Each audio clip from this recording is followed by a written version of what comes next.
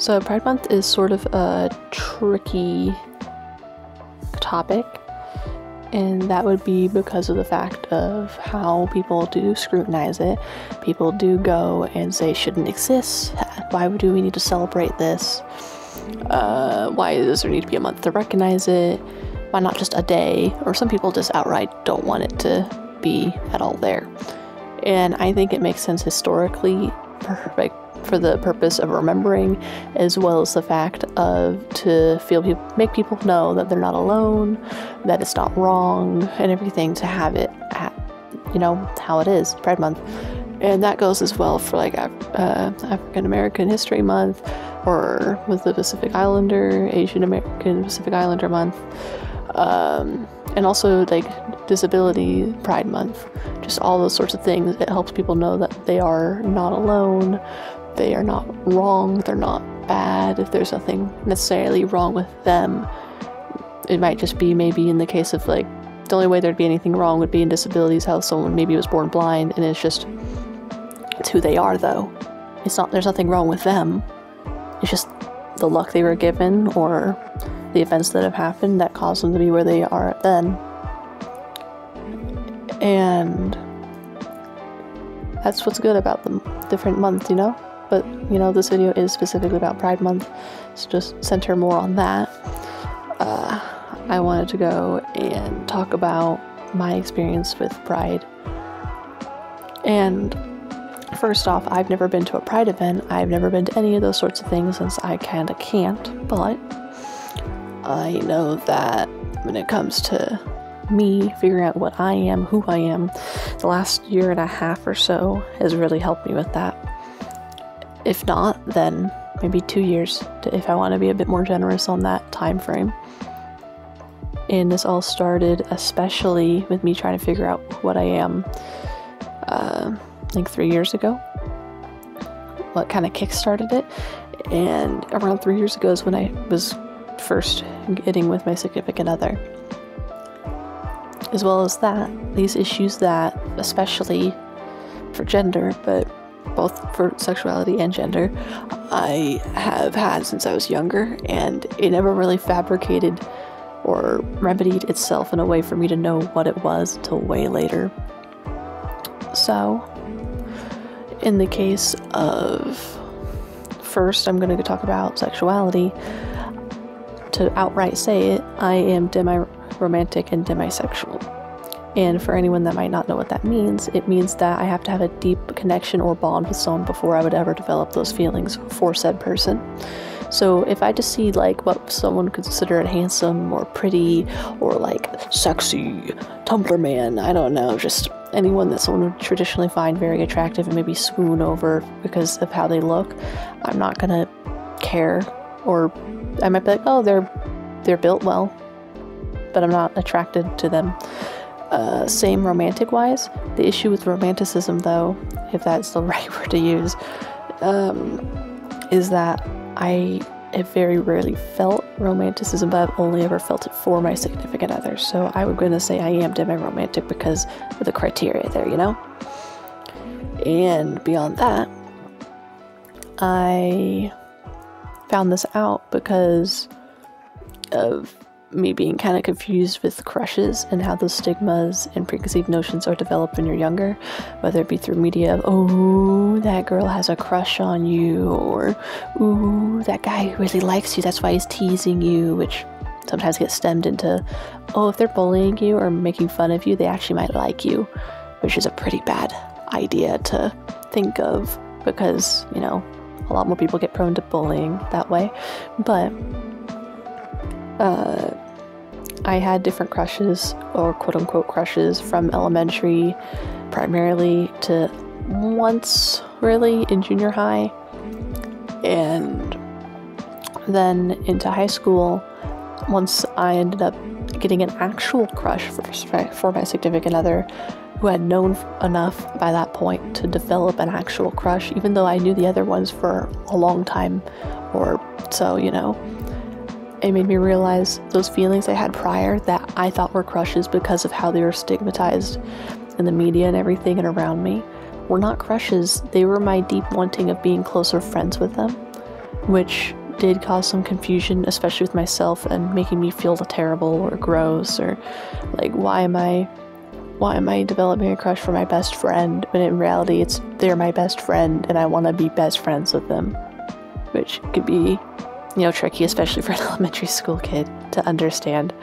But it was also, you know, again, the stigmas and things kind of thrown in my face media wise and, you know, talk wise. Just going away from that though, figuring that out did greatly help me, because, you know, those 3 years ago when I got with my boyfriend, I realized this crush and this relationship is a feeling I've never had before.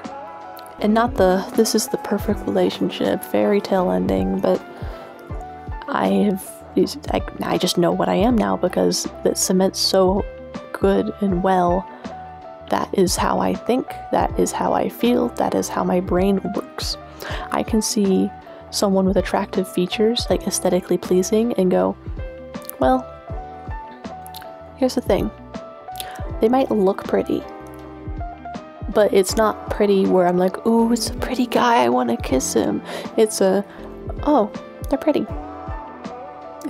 They look attractive in the sense of, like, if I looked at like a character in a game or something, like, I'm not gonna thirst for a character in a game, I'm not gonna thirst for this random person or friend of mine. And that also stems into the rest of the sexuality of like who I am. I am straight, but the best I can describe it is I'm slightly bent, because I don't know how this would work, and I've tried looking into it, I can't figure it out. Aesthetically, I think women are like pleasing, like physically, like when it comes to their like biological form and everything, but I'm not attracted to it. I just think that it's like, I hate the human body. The only thing I really find attractive, but again, not that way, but just in it looks pretty. So in this point on, I'll just say like I like the structure of it, I guess, would be faces. Is specifically women, like their physical form, but at the same time, I don't find women attractive in that way ever, and I am also straight, so I'm not sure what that is, but that's fine, because I know the rest, and that I'll just have thrown in the air. That's fine. Besides that, going into the idea of gender, so since I was younger, I was a tomboy always, and I never wore dresses. I of course was forced to wear dresses sometimes, and the first time I optionally wore a dress, though regrettably because of how I ended up being forced in a photo shoot and how I ended up looking, was junior high. And from that point on, like, I've worn dresses here and there. I do feel a lot more willing to wear a dress here and there as I've gotten older, but I still usually do feel pretty big discomfort wearing one. And that would be into, basically the best way to put it is gender fluidity. And I don't identify as gender fluid, but that is one of the closest things I can find to describe how I feel. Because I'm fine at all times being he, she, or they, but as long as it's not derogatory, you know. But like in the, oh, you look like a boy, you're so ugly, or oh, you are terrible because you're a girl, you don't have rights, like if that was said to me, in general, I'm fine with being called a he and they and all that, as long as, you know, I might not hear you or know you're talking to me if you do say the he, though. Yeah, just gender fluidity, because I'll go back and forth between feeling comfort about, since I'm not a guy, I don't have a lower area that visually would be visible with what I'm wearing.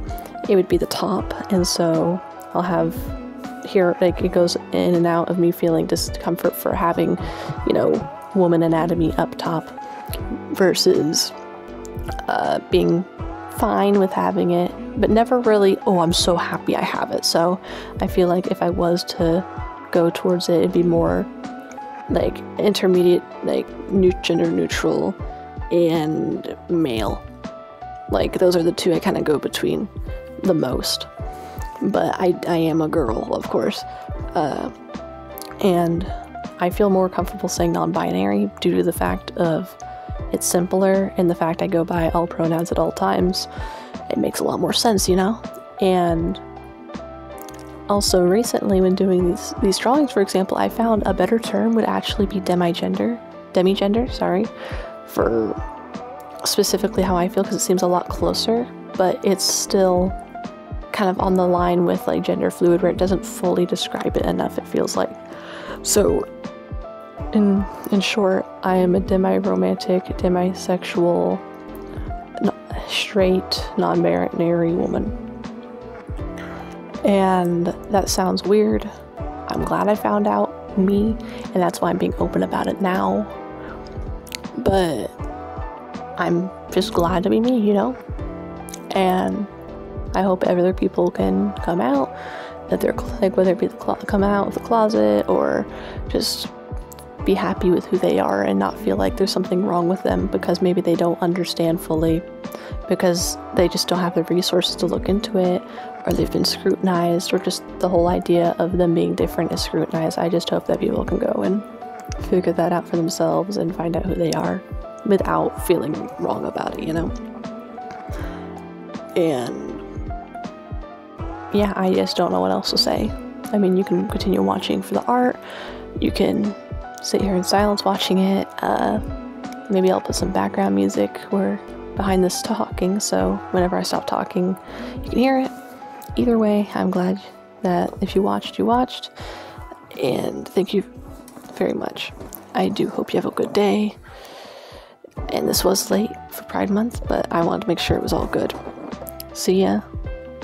Have a wonderful time, whatever you do next. Bye-bye.